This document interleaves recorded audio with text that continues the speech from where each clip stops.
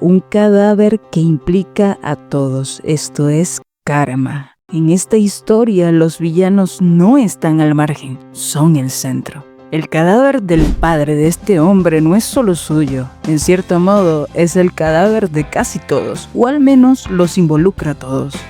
En realidad todos los personajes consiguen su propio infierno, además del protagonismo en esta historia. De hecho, es como si el guionista hubiera escrito la trama inspirado en los 7 pecados capitales, moldeando a cada personaje como un reflejo de ellos, como la soberbia, avaricia, lujuria, ira, envidia, pereza y gula, dejando que el karma inevitablemente llamara a la puerta de cada uno de ellos. Todo comenzó con una deuda de 130 millones de este hombre. Le dieron tan solo un mes para pagarlos. Las amenazas llegaron pronto, no era solo una advertencia, era una sentencia. En cuestión de días lo emparejaron con un médico que se dedicaba a extraer órganos. No había que ser un genio para entender. Estaba atrapado en el engranaje de una mafia especializada en eso mismo que estás pensando. Desesperado ideó un plan: pagar la deuda cobrando el seguro de vida de su padre, valorado en 500 millones de won. Fue entonces cuando conoció a un chino. Le ofreció 60 millones para que matara a su padre. El chino, que no era ningún ingenuo, le pidió 150 millones. Negociaron, cerraron. El plan era sencillo: atropellarlo en un callejón solitario. Pero había un detalle: el chino era pobre, no tenía auto, aún así tenía un contacto, un estafador astuto y ambicioso. Este se sumó al plan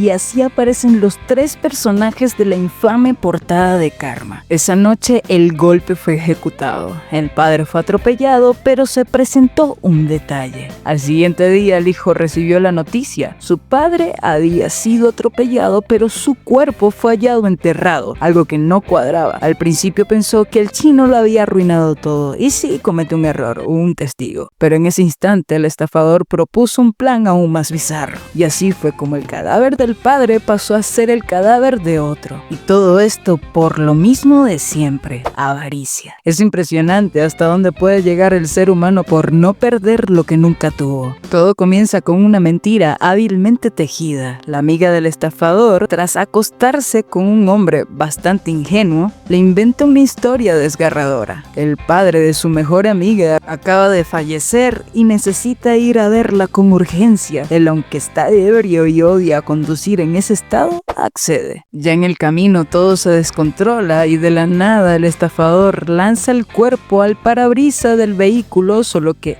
tú no lo sabrás sino hasta después. El sonido sordo e inquietante, el hombre detiene el coche y se encuentra con el cadáver del anciano. Confundido y aturdido por el alcohol y el miedo, no logra procesarlo. Cree que ha sido él, que en su embriaguez ha atropellado a un anciano y el pánico lo consume. Y así el cadáver cambia de dueño, de autor y de culpa. Después el estafador se hace pasar por un torpe cualquiera, un don nadie sin rumbo. Con esa fachada logra engañar al hombre inocente, quien sin saberlo le pide al mismo hombre que atropelló el cadáver que lo ayude a enterrarlo. No solo eso, le entrega una gran suma de dinero a cambio. El estafador, claro, acepta con una sonrisa oculta. Por eso dicen que los estafadores siempre van a un paso adelante, porque piensan más rápido que los desesperados. Y sí, lo sé, suena enredado, y lo es, pero aún no termina, porque en realidad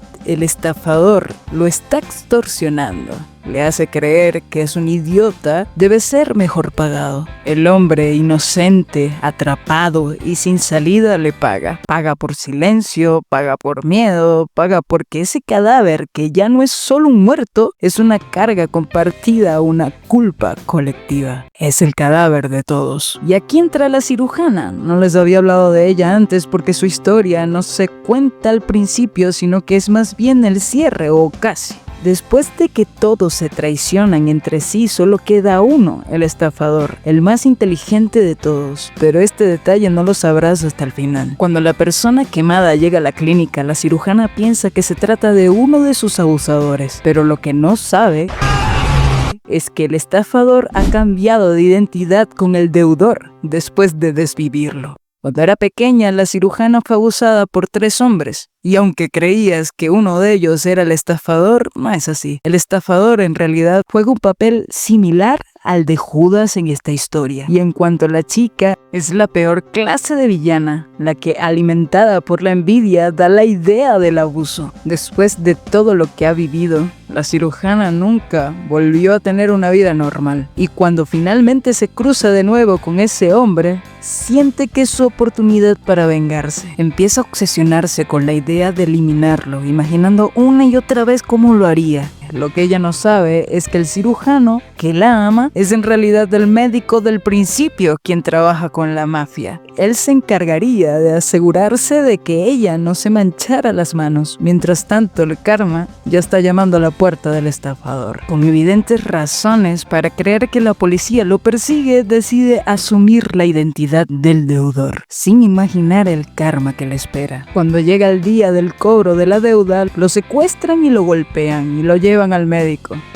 Y para su sorpresa se encuentra cara a cara con el cirujano, que había conocido mucho antes cuando entró al hospital.